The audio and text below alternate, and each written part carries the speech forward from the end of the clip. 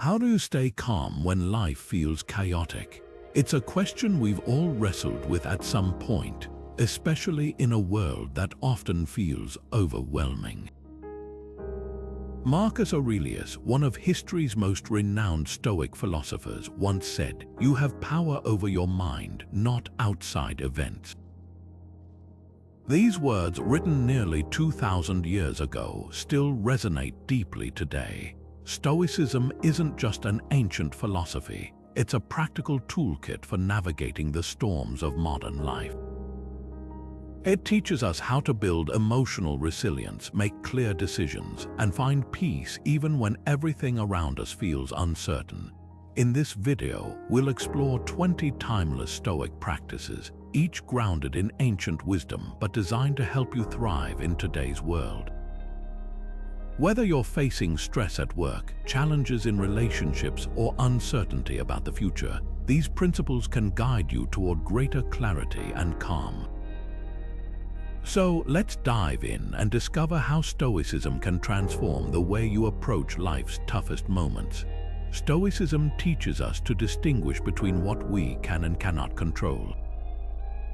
This principle, known as the Dichotomy of Control, is one of the most powerful tools Stoic philosophy offers for building emotional resilience. At its core, it's about recognizing that while we can't always control what happens to us, we can control how we respond. Epictetus, one of Stoicism's greatest teachers, put it this way: "Some things are within our power while others are not." It's a simple idea, but its impact is profound. By focusing our energy only on what's within our power, our thoughts, actions, and attitudes, we free ourselves from the frustration and anxiety that come from trying to control the uncontrollable. Think about something as everyday as traffic. You can't control the red lights, the slow drivers, or the road closures, but you can control how you react to them. Do you let the delays ruin your mood, or do you choose to stay calm and focus on what you can do, like listening to a podcast or planning your day? The same logic applies to bigger challenges like workplace stress. You might not control your boss's decisions or the company's direction, but you can control how you approach your work, how you communicate, and how you manage your own mindset. This practice isn't about giving up or being passive. It's about redirecting your energy toward what truly matters. When you stop trying to control what's outside your power, you create space for clarity, peace, and effective action. So, here's a question to reflect on. What situations in your life are you trying to control that are beyond your power? How might letting go of those struggles help you focus on what you can change? How you start your day sets the tone for everything that follows. The Stoics understood this deeply, which is why they placed so much importance on morning reflection as a way to ground themselves and prepare for whatever challenges lay ahead. Marcus Aurelius, for instance, began each day with a moment of quiet introspection, reminding himself of the virtues he wanted to embody and the obstacles he might face. He didn't just wake up and rush into his day, he took time to align his thoughts and intentions. This practice isn't just a relic of the past, it's a habit that can transform how you approach your own life. Imagine starting your day not by reaching for your phone or diving straight into emails, but by sitting quietly for a few minutes, reflecting on what truly matters to you. Journaling is one way to do this. You might write down your goals for the day, acknowledge your fears or uncertainties, or simply remind yourself of the values you want to live by. It's not about perfection, it's about presence. Seneca, another towering figure in Stoicism, once wrote, "Each day, acquire something that will fortify you against poverty, against death, indeed against other misfortunes as well." What he's really pointing to is the power of self-awareness. By taking time each morning to reflect, you build a kind of mental armor, a clarity that helps you navigate whatever comes your way. It's like giving yourself a compass before stepping into the unknown. So, what one thing could you reflect on each morning to strengthen your mindset? Maybe it's gratitude, acknowledging what you're thankful for, even in the midst of challenges. Or perhaps it's a reminder of your own resilience, how you've overcome difficulties before and can do so again. Whatever it is, this small act of intentional reflection can ripple through your entire day, helping you stay focused, grounded, and ready to face life with a clearer perspective. The Stoics believed in ending the day with reflection, not just relaxation. While most of us wind down by scrolling through our phones or watching TV, the Stoics saw the evening as a precious opportunity to pause and evaluate. This practice, known as the evening review, was a cornerstone of their philosophy. It's not about dwelling on regrets or patting yourself on the back. It's about learning, growing, and preparing for the days ahead. Epictetus once said, "No great thing is created suddenly, any more than a bunch of grapes or a fig. If you tell me that you desire a fig, I answer you that there must be time. Let it first blossom, then bear fruit, then ripen." What he's really saying is that growth is a process, and the evening review is a way to tend to that process. By reflecting on your day, you can identify what went well, what didn't, and how you can improve. Let's say you had a tough conversation with a colleague earlier in the day. Maybe it didn't go as planned, and you walked away feeling frustrated. During your evening review, you could ask yourself, did I communicate clearly? Was I fair in my approach? What could I have done differently? These questions aren't meant to make you beat yourself up. They're tools for growth. On the flip side, maybe you handled a difficult situation with patience or made a decision that aligned with your values. Those moments are worth celebrating too. The evening review isn't just about big events. It's also about noticing the small, everyday choices that shape who you are. Did you act with kindness today? Did you stay true to your principles even when it was hard? These reflections help you build self-awareness and reinforce the habits that lead to a more purposeful life. So, what lessons can you take from today to improve tomorrow? Maybe it's a reminder to listen more attentively, to pause before reacting, or to approach challenges with a bit more courage. Whatever it is, this simple practice of looking back can help you move forward with greater clarity and intention. What if the worst happened? How would you handle it? At first glance, this question might seem unsettling, even counterintuitive. But for the Stoics, imagining worst-case scenarios, a practice known as negative visualization, was a powerful way to build resilience and reduce fear. Seneca, one of Stoicism's most eloquent voices, often spoke about the importance of preparing for adversity. He wrote, "We must prepare our minds as if we'd come to the very end of life. Let us postpone nothing. Let us balance life's books each day." The idea isn't to dwell on negativity or invite fear into your life.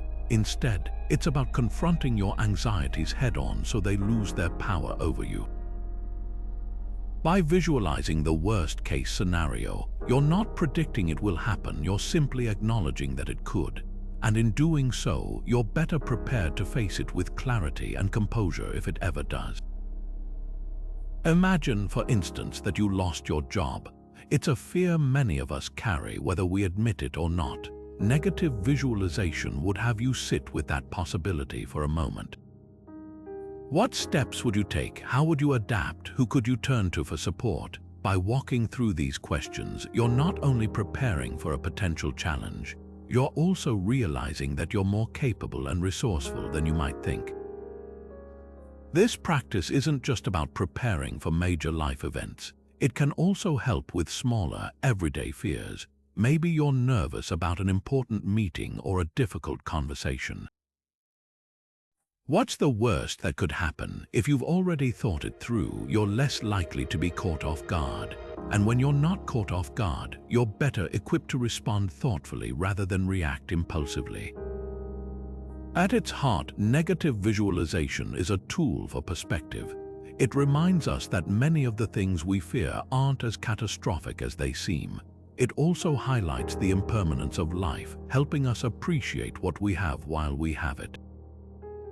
So what fears hold you back? How might preparing for them, not by worrying, but by calmly considering your options, change the way you approach challenges? By embracing this Stoic practice, you're not just building resilience, you're reclaiming your power to face life's uncertainties with courage and clarity. Stoicism teaches us to love our fate no matter what it brings. This principle, known as Amor Fati, or the love of fate, is about fully embracing every experience, whether it feels like a blessing or a burden. It's not about passively accepting whatever happens, but about actively finding meaning and purpose in it. Marcus Aurelius once wrote, "A blazing fire makes flame and brightness out of everything that is thrown into it." In other words, even the hardest moments can become fuel for growth if we choose to see them that way. Think about how this applies to something as common as a career setback. Maybe you didn't get the promotion you were hoping for, or perhaps a project you poured your energy into didn't succeed. It's natural to feel disappointed, even frustrated. But what if, instead of resisting those feelings, you asked yourself, what can I learn from this? How can this experience help me grow? By shifting your perspective, you're not denying the difficulty, you're choosing to see it as an opportunity. This mindset doesn't just apply to big, life-changing events. It can transform how you approach everyday challenges too. Maybe you're stuck in traffic or your plans for the day get derailed. Instead of letting frustration take over, you can choose to see these moments as chances to practice patience, adaptability, or even gratitude for the time they give you to pause and reflect. Amor Fati isn't about pretending everything is perfect.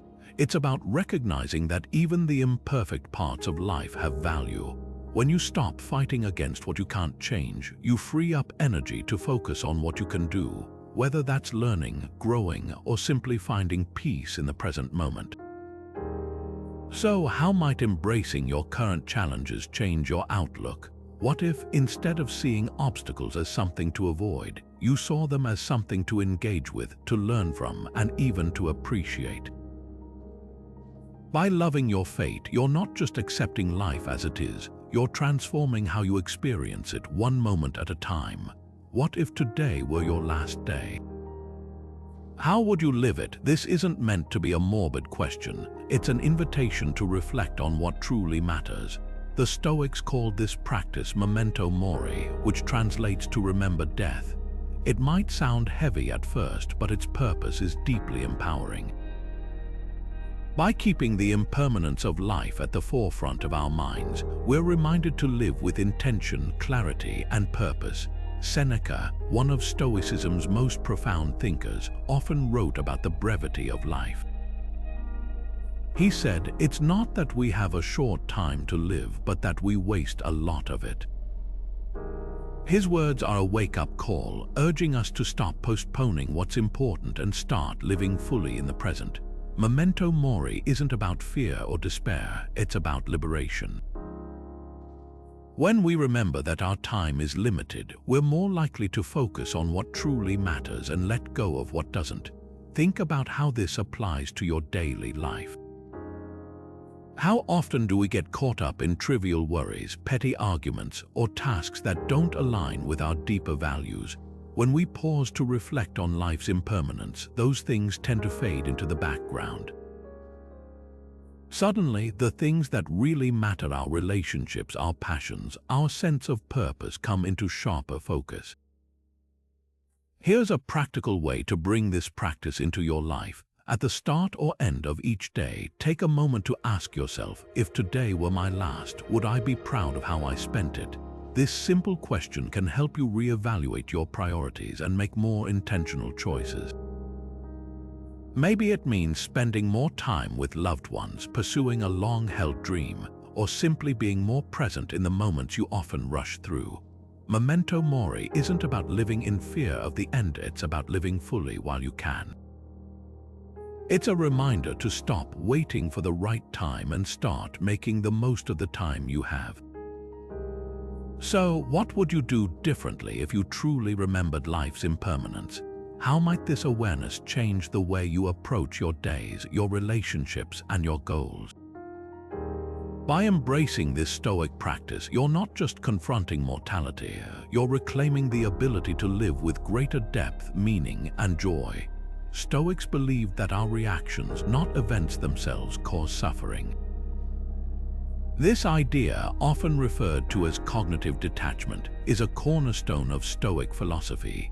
It's about recognizing that while we can't always control what happens to us, we can control how we interpret and respond to those events. Epictetus, one of Stoicism's most influential thinkers, put it this way: people are not disturbed by things, but by the views they take of them. In other words, it's not the event that upsets us, it's the meaning we attach to it. Let's take criticism as an example. Imagine you've just received feedback at work that feels harsh or unfair. Your first instinct might be to feel hurt, defensive, or even angry. But here's where cognitive detachment comes into play. Instead of immediately reacting, you pause and ask yourself, is this feedback true? If so, how can I use it to improve? If not, why am I letting it affect me? By separating the event, the criticism, from your emotional response, you create space to evaluate it objectively. This doesn't mean suppressing your feelings, it means understanding them and choosing how to act. This practice is especially powerful in moments of conflict or stress.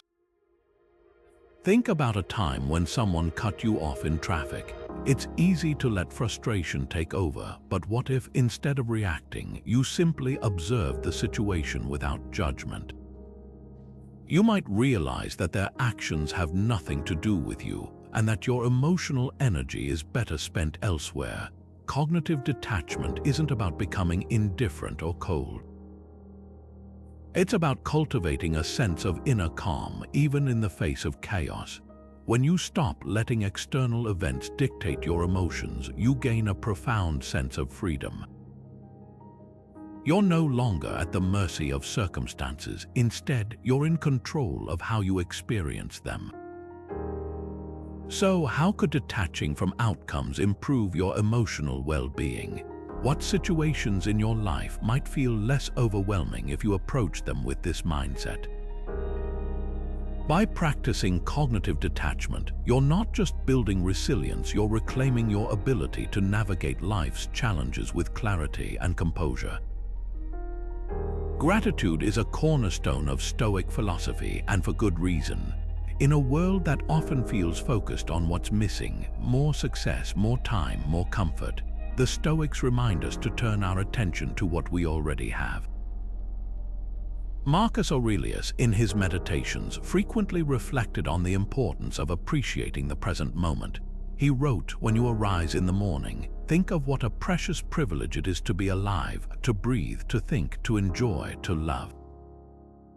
These words aren't just poetic, they're a call to shift our perspective and find strength in the abundance that surrounds us. Gratitude isn't about ignoring life's challenges or pretending everything is perfect. It's about recognizing that even in the midst of difficulty, there are still things to appreciate. This simple shift in focus can be transformative. When we take the time to notice what's going well, whether it's a supportive friend, a moment of quiet, or even the ability to tackle a problem, we build a sense of resilience that helps us navigate life's ups and downs. One practical way to cultivate this mindset is by keeping a gratitude journal. It doesn't have to be elaborate. Just a few minutes each day to jot down what you're thankful for can make a world of difference.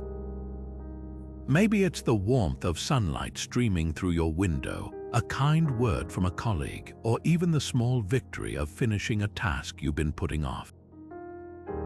Over time, this practice trains your mind to seek out the good, even when the bad feels overwhelming. The Stoics believed that gratitude wasn't just a feeling, it was a discipline, something to be practiced daily. By focusing on what we have rather than what we lack, we cultivate a sense of contentment that isn't dependent on external circumstances. It's a way of grounding ourselves in the present, where true peace and clarity can be found. So take a moment now to reflect. What are 3 things you're grateful for today? They don't have to be grand or life-changing. Sometimes it's the simplest things, a good meal, a moment of laughter, or the chance to start anew, that remind us of the richness of life. By making gratitude a habit, you're not just building resilience, you're opening yourself up to a deeper, more meaningful way of living. How small do your problems seem when viewed from space? It's a question that might feel abstract at first, but it's at the heart of a powerful Stoic practice called the view from above. This exercise invites us to step back, way back, and see our lives from a broader perspective. Imagine looking down at Earth from orbit, where borders, cities, and even entire nations appear as tiny specks. Suddenly, the things that felt so urgent or overwhelming might not seem as significant. Marcus Aurelius often reflected on this idea, writing, "Think of the whole of existence of which you are the tiniest part. Think of the whole of time in which you have been assigned a brief and fleeting moment." The purpose of this practice isn't to diminish your experiences or make them seem unimportant. It's about gaining clarity. When we zoom out, we're reminded of how vast the world is and how interconnected we all are. This shift in perspective can help reduce stress because it puts our struggles into context. That argument you had earlier, the deadline you're worried about.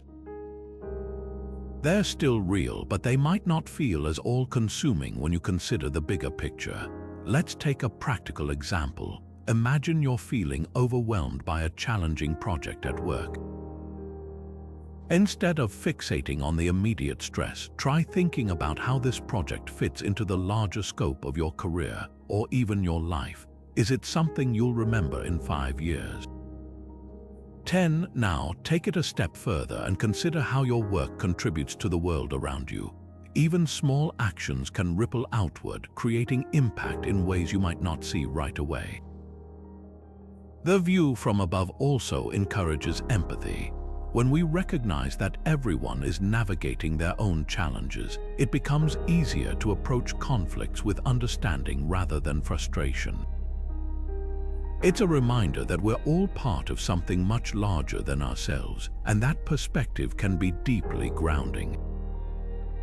So how could zooming out change how you see your current struggles? What if, instead of feeling stuck in the details, you took a moment to reflect on the bigger picture? By practicing the view from above, you're not just reducing stress, you're cultivating a sense of peace and purpose that helps you navigate life with greater clarity and grace. What if you could prepare for life's difficulties before they happen? This is the essence of Premeditatio Malorum, a Stoic practice that translates to the premeditation of evils. At first glance, it might sound pessimistic, but it's actually one of the most empowering tools Stoicism offers for building resilience. Instead of waiting for challenges to catch us off guard, this practice encourages us to anticipate them, mentally preparing ourselves so we're ready to face whatever comes our way. Seneca, one of Stoicism's greatest voices, often wrote about the importance of this mindset. He said, "The wise man thinks of fortune always, but never trusts her." In other words, by acknowledging life's uncertainties, we're better equipped to handle them with calm and clarity. Think of it like packing an umbrella before a storm. You don't do it because you want it to rain, you do it so you're prepared if it does. Premeditatio Malorum works the same way. It's not about dwelling on negativity or inviting fear into your life. It's about reducing anxiety by confronting potential challenges head-on so they lose their power to unsettle you. Let's take a practical example: financial setbacks. Many of us worry about money, whether it's unexpected expenses, a job loss, or simply not having enough saved for the future. Instead of letting that fear linger in the back of your mind, Premeditatio Malorum invites you to ask, what would I do if I lost my job? How would I manage my expenses? Who could I turn to for support? By walking through these questions, you're not only preparing for a potential challenge, you're also realizing that you have options, resources, and resilience you might not have recognized before. This practice isn't just for major life events. It can also help with everyday stressors. Imagine you're about to have a difficult conversation with a friend or colleague. What's the worst that could happen? How would you respond if the conversation doesn't go as planned? By thinking through these scenarios, you're less likely to be caught off guard and more likely to approach the situation with composure and confidence. At its core, Premeditatio Malorum is about reclaiming control. It reminds us that while we can't always prevent challenges, we can prepare for them. This preparation doesn't just reduce anxiety, it builds a kind of mental armor, helping us face life's uncertainties with strength and clarity. So, what challenges could you prepare for today to feel more secure tomorrow? Maybe it's planning for a potential setback at work, or thinking through how you'd handle a personal conflict. Whatever it is, this simple practice of anticipation can transform how you approach life's difficulties. By embracing Premeditatio Malorum, you're not just preparing for the worst, you're equipping yourself to handle whatever comes your way with grace and resilience. The past is gone and the future is uncertain. What matters is now. This simple yet profound truth lies at the heart of Stoic philosophy. The Stoics understood that dwelling on what's behind us or worrying about what's ahead only distracts us from the one moment we truly have, the present. Epictetus, one of Stoicism's most practical teachers, put it this way: the present is all that you can relinquish, since that is all you have, and what you do not have you cannot lose. In other words, the present moment is the only thing we can truly claim as our own. Living in the here and now isn't just a philosophical ideal, it's a skill that can transform how we experience life. When we focus on the present, we free ourselves from the weight of regret and the anxiety of uncertainty. Instead of being pulled in a dozen different directions by thoughts of what could have been or what might be, we're able to fully engage with what's right in front of us. This clarity not only reduces worry but also sharpens our ability to make thoughtful, intentional decisions. Take mindfulness, for example. While it's often associated with modern practices, its roots are deeply Stoic. Mindfulness is about paying attention to the present moment without judgment, whether it's the taste of your morning coffee, the sound of birds outside your window, or the rhythm of your breath. By grounding yourself in these small, tangible details, you create a sense of calm that carries over into every aspect of your life. But how does this translate to decision-making? When we're fully present, we're better able to assess situations clearly, respond thoughtfully, and avoid impulsive reactions. Imagine you're in a high-pressure meeting and tensions are running high. If you're caught up in worries about how the discussion might go or regrets about how it started, you're less likely to contribute effectively. But if you bring your attention to the present, listening actively, staying grounded, you're far more likely to navigate the situation with poise and purpose. The Stoics believed that the present moment is where life happens and where we have the most power to act. So, how could focusing on the present improve your own decision-making? Perhaps it's about pausing before reacting, noticing the details others might overlook, or simply appreciating the small joys that make life meaningful. By practicing presence, you're not just living more fully, you're creating a foundation for clarity, resilience, and peace in every moment. Why would anyone choose discomfort? At first glance, it seems counterintuitive. Why willingly put yourself through something unpleasant? But for the Stoics, embracing discomfort wasn't about punishing yourself, it was about building resilience. They believed that by voluntarily facing challenges, we could train our minds to handle life's inevitable hardships with greater ease.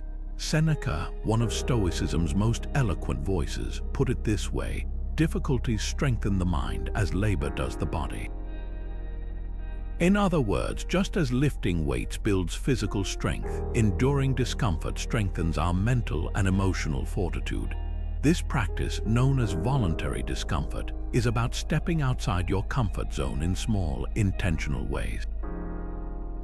It's not about seeking out suffering for its own sake, but about preparing yourself for the unexpected. When you willingly face discomfort, you reduce your fear of it.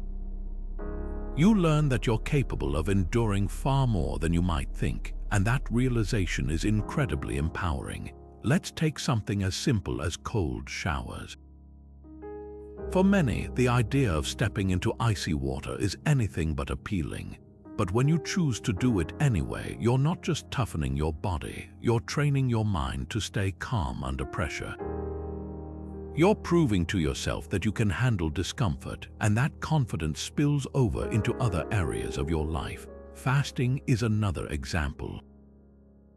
By skipping a meal or two, you're not just practicing self-discipline, you're reminding yourself that you can thrive even without constant comfort.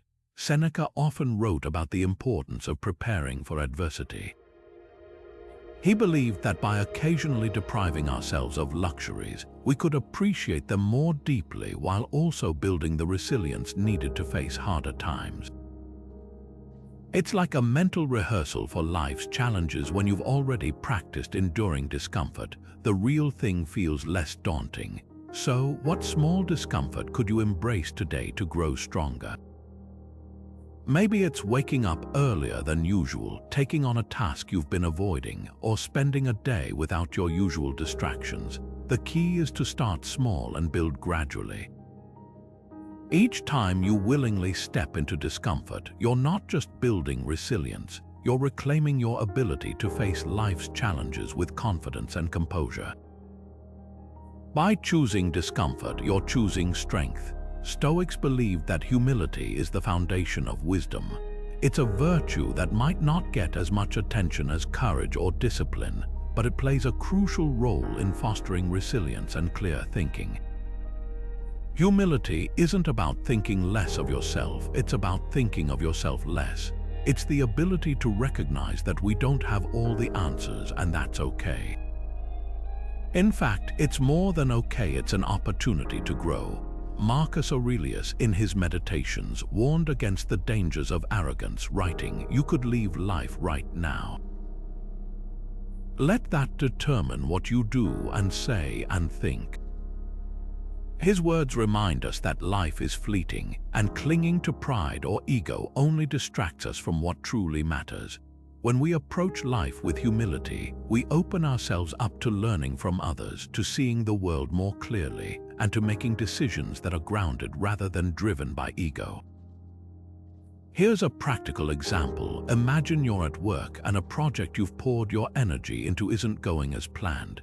It's easy to get defensive or blame others when things go wrong. But what if, instead of protecting your pride, you sought feedback from colleagues?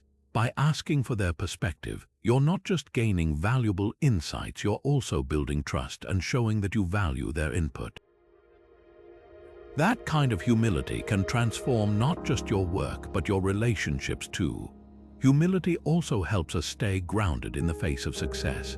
It's easy to let achievements inflate our egos, but the Stoics remind us that no matter how high we climb, we're still part of a larger whole. Success doesn't make us infallible, and failure doesn't diminish our worth. By practicing humility, we keep our feet firmly on the ground, no matter what life throws our way. So, how could practicing humility improve your relationships and decisions? Maybe it's about listening more and speaking less, or acknowledging when you've made a mistake. Perhaps it's simply remembering that everyone you meet has something to teach you. When we let go of the need to always be right, we create space for growth, connection, and clarity. Humility isn't just a virtue, it's a tool for living a more grounded, resilient, and meaningful life. Stoicism teaches us to act with intention, not impulse. This principle, known as the discipline of action, is about making choices that align with our values rather than reacting to circumstances out of habit or emotion. It's a practice that not only improves decision-making but also helps us live with fewer regrets. Epictetus, one of Stoicism's most practical teachers, put it simply: first say to yourself what you would be, and then do what you have to do. In other words, before acting, we should pause and ask ourselves, does this align with who I want to be? Let's break this down with an example. Imagine you're in a heated argument with someone close to you. Emotions are running high, and your first instinct might be to lash out or say something you'll later regret. But what if, instead of reacting impulsively, you took a moment to breathe and reflect? What if you asked yourself, what's my intention here? Am I trying to resolve the conflict, or am I just trying to win? By pausing to consider your actions, you create space to respond thoughtfully rather than react emotionally. This practice isn't just about avoiding conflict, it's about living in alignment with your principles. When we act with intention, we're less likely to be swayed by external pressures or fleeting emotions. Instead, we make decisions that reflect our deepest values, whether that's kindness, integrity, or courage. Over time, this discipline builds a sense of inner consistency, helping us navigate life with greater clarity and purpose. Think about how this applies to your own life. How often do you act on autopilot, following habits or impulses without considering their impact? What if you approached each decision, big or small, with a moment of reflection? For instance, before agreeing to a new commitment, you might ask, does this align with my priorities? Or before spending money on something you don't need, you could pause and consider, is this truly adding value to my life? These small acts of intentionality can lead to profound changes over time. The discipline of action also helps us reduce regret. When we act impulsively, we're more likely to make choices we later wish we could take back. But when we act with intention, we're choosing purpose over reaction, values over convenience. This doesn't mean every decision will be perfect, but it does mean we're more likely to look back on our actions with pride rather than remorse. So, how could acting with more intention change your outcomes? What areas of your life might benefit from this practice, whether it's your relationships, your work, or your personal growth? By embracing the discipline of action, you're not just making better decisions, you're shaping a life that reflects who you truly are. Stoics believe that our judgments, not events, shape our reality. It's a simple yet transformative idea. What happens to us matters less than how we interpret it. Epictetus, one of Stoicism's most insightful teachers, put it this way: it's not what happens to you, but how you react to it that matters. This principle lies at the heart of the discipline of assent, a practice that encourages us to pause and question our initial judgments before accepting them as truth. Imagine this scenario: you're walking down the street and someone you know passes by without saying hello. Your first thought might be, they're ignoring me, and with that thought comes a wave of hurt or frustration. But here's where the discipline of assent comes into play. Instead of immediately accepting that judgment, you pause and ask yourself, is there another explanation? Maybe they were distracted, lost in thought, or simply didn't see you. By questioning your initial reaction, you create space to see the situation more clearly and to respond with understanding rather than irritation. This practice isn't just about avoiding misunderstandings, it's about reclaiming control over your emotions. When we accept our judgments without question, we give them the power to shape our reality. But when we challenge those judgments, we take that power back. It's like clearing a fog from your mind, allowing you to see the situation for what it truly is, rather than what you assume it to be. Let's take another example. Suppose you receive a critical email at work. Your first instinct might be to feel attacked or defensive. But what if, instead of reacting, you pause to ask, is this criticism valid? What can I learn from it? By stepping back and evaluating your initial judgment, you're better able to respond thoughtfully rather than impulsively. This doesn't mean ignoring your feelings, it means understanding them and choosing how to act. The discipline of assent is a skill, one that takes practice and patience. It's about training your mind to slow down, to question, and to seek clarity. Over time, this practice can reduce emotional reactivity, helping you navigate life's challenges with greater calm and confidence. So, how could questioning your judgments improve your emotional resilience? What situations in your life might feel less overwhelming if you approach them with curiosity rather than assumption? By embracing the discipline of assent, you're not just building clarity, you're transforming how you experience the world one thought at a time. Stoicism teaches us that patience is a form of strength.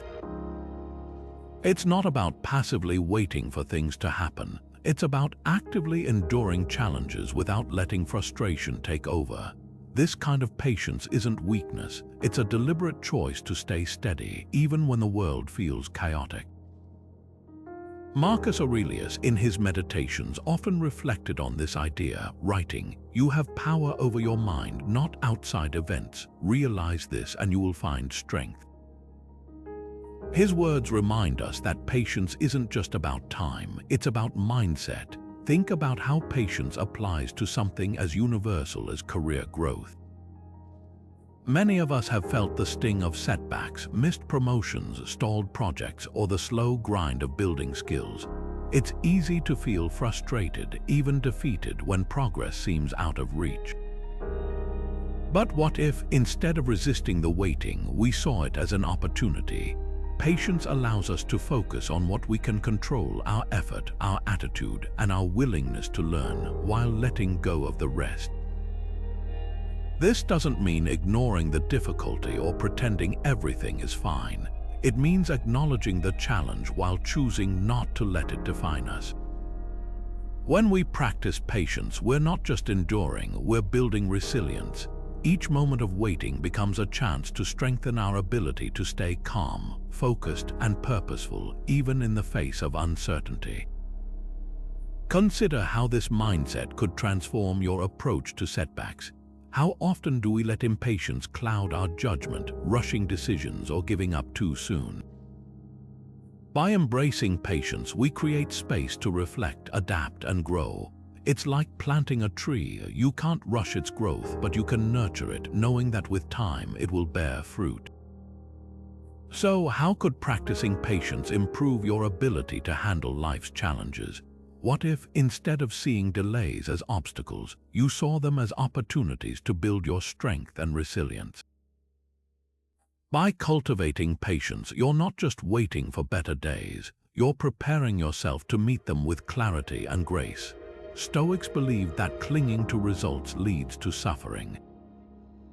It's a powerful truth, one that challenges our instinct to hold tightly to outcomes, whether it's a promotion we're hoping for, a relationship we're trying to save, or a project we've poured our energy into.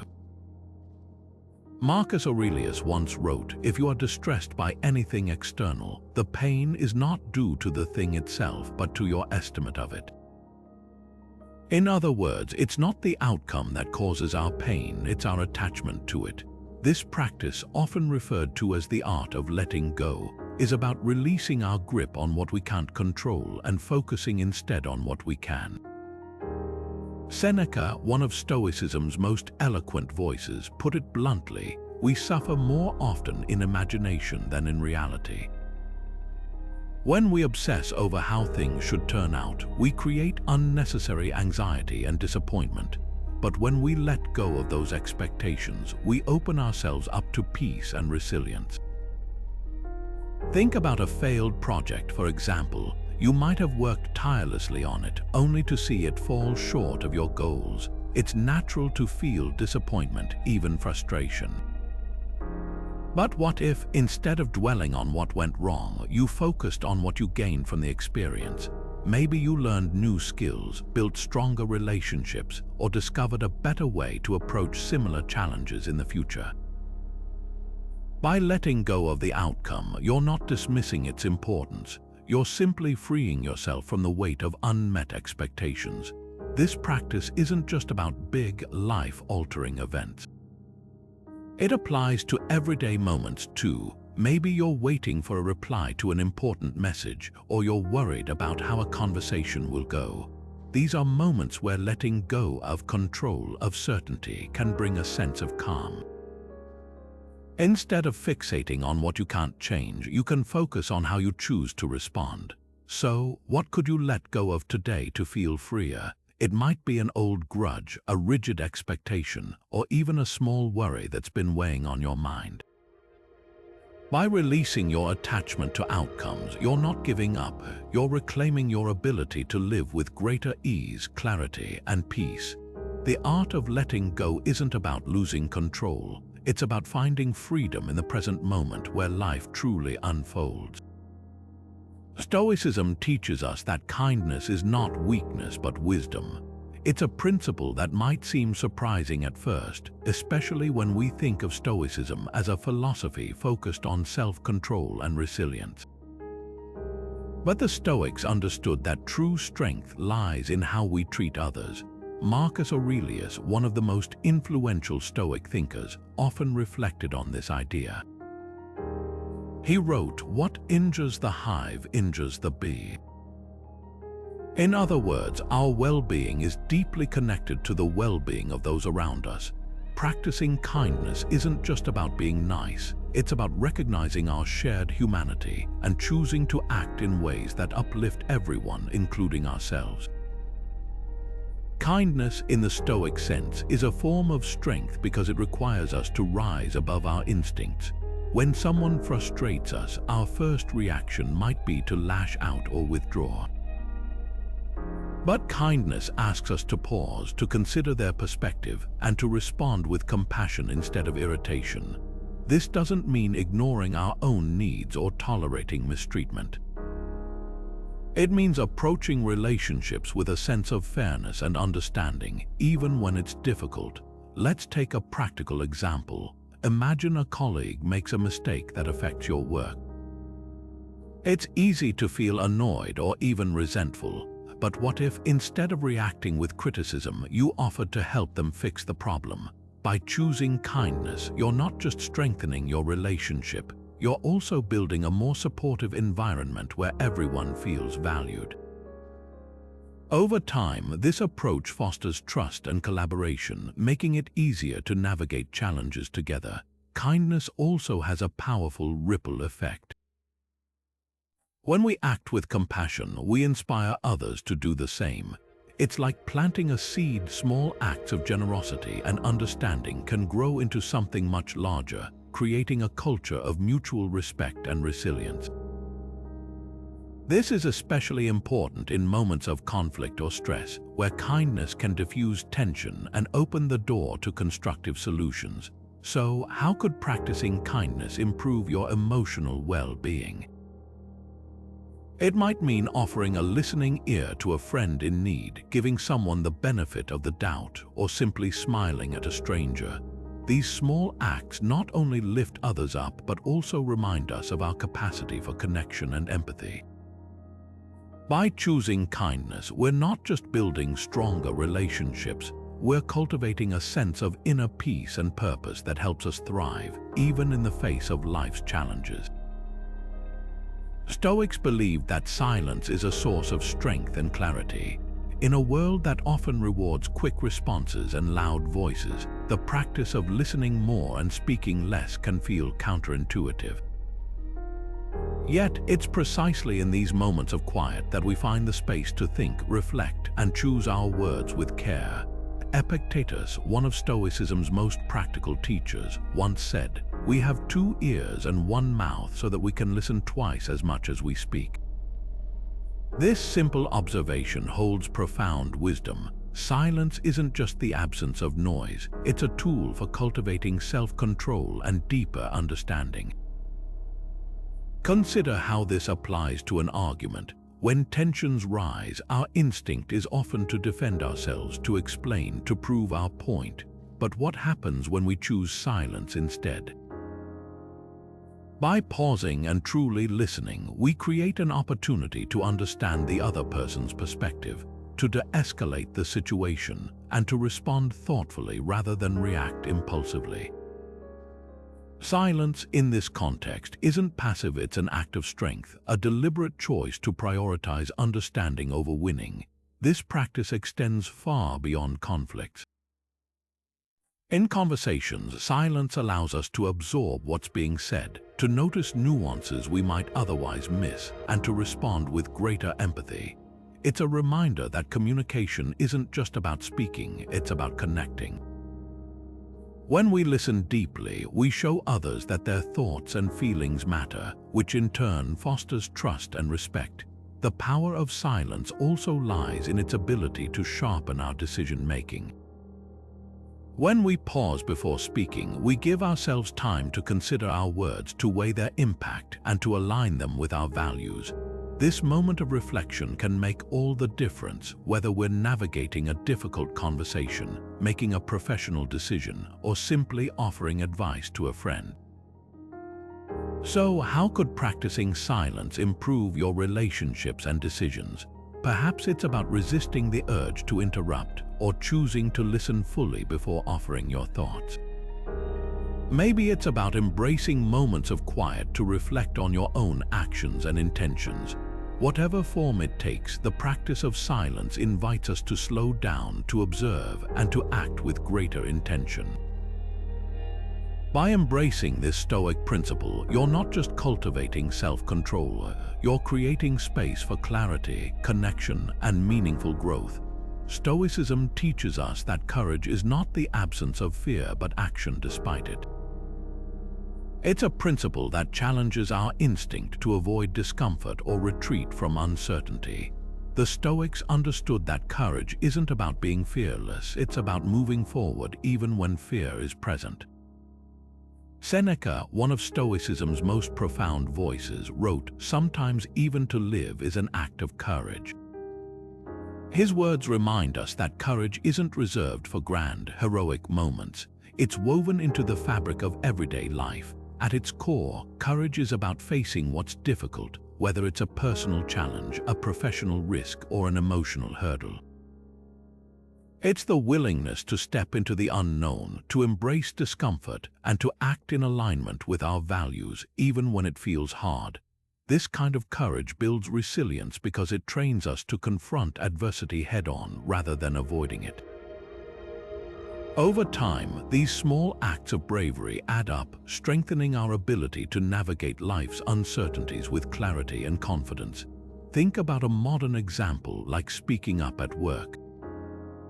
Maybe you have an idea that could improve a project, but you're hesitant to share it because you're worried about how others might react. It's natural to feel that fear, but courage isn't about waiting until you feel ready. It's about taking action anyway. By voicing your thoughts, you're not just contributing to the conversation, you're also proving to yourself that you can handle the discomfort of vulnerability. That's where growth happens. Seneca often wrote about the importance of enduring adversity, not as something to dread, but as an opportunity to build character. He believed that challenges were tests of our strength, and that by facing them, we could uncover reserves of resilience we didn't know we had. This perspective shifts how we see fear, not as a barrier, but as a stepping stone to greater confidence and self-awareness. So, what fear could you face today to grow stronger? Maybe it's having a difficult conversation, taking on a new responsibility, or simply acknowledging a truth you've been avoiding. Each time you act with courage, you're not just overcoming a challenge, you're building the mental and emotional muscle to face the next one with even greater resolve.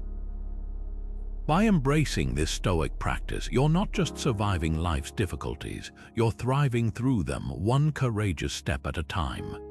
Throughout this video, we've explored 20 timeless Stoic practices, each one a tool for building emotional resilience and making clear, intentional decisions.